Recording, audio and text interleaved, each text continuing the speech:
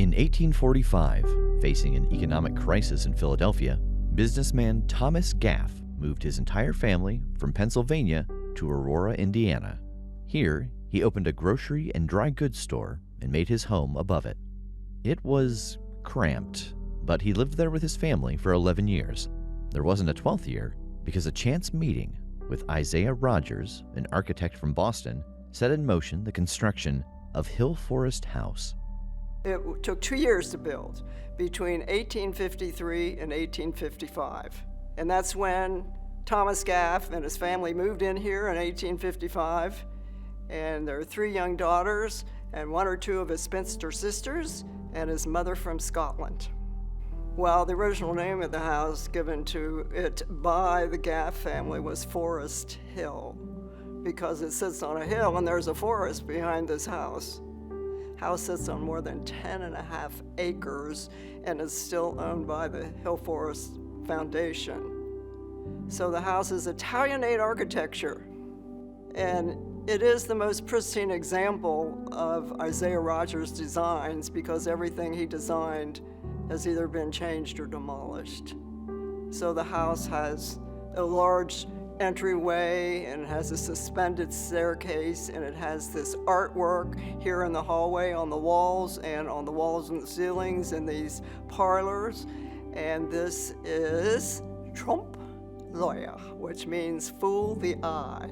And the further back you stand from it, it looks as if it's paneled or 3-dimensional. When you come in the house, the first thing you're going to see are arched windows and arched doors, and it's perfectly symmetrical.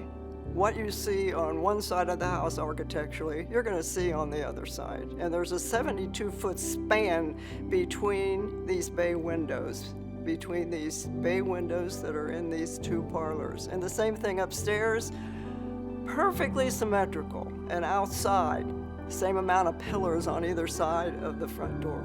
And then there is a cupola. That's an architectural term for the round room that's on top of the house with 16 arched windows. And usually on Italianate style houses, you will have these cupolas, and it sort of makes a statement, especially when you see it from the outside and you look at the windows and you look at the doors, you know it's Italianate architecture.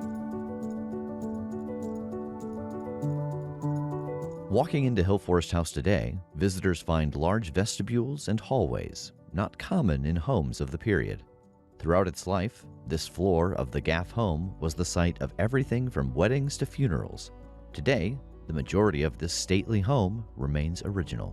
About 1/3 of the pieces in the house have come back from Gaff family members, and we still get things today, although family's down in the 4th generation now, but they remember us.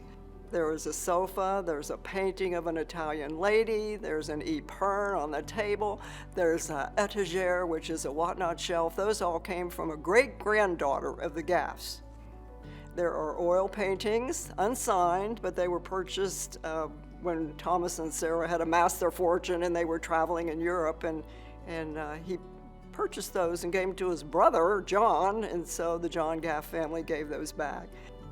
Dining room it's very small, but it was just for adults, and a lot of family pieces are in there, including the dining room table, and there are 14 chairs to that set.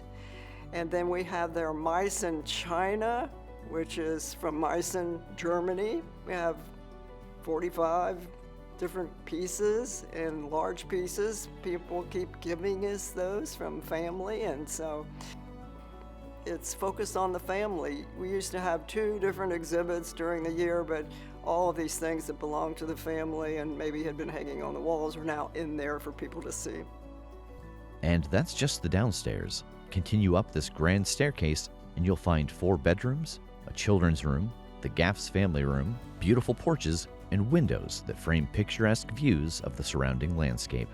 In 1956, this 5,000 square foot home was purchased by a local group committed to its preservation. In 1992, it became a National Historic Landmark, and today it welcomes visitors looking to spend a little time in one family's Hoosier Victorian home. Oh, it's history. It's history, yes. You have to do that. There was a time when people just tore everything down and put up new, and some places still do that, but not as much. And so this is for the future. This is for the future. The best compliment we can have is when they leave through the back door and they say, "You brought history to life." That's what this is. This isn't about the furniture. This is about the people that lived here.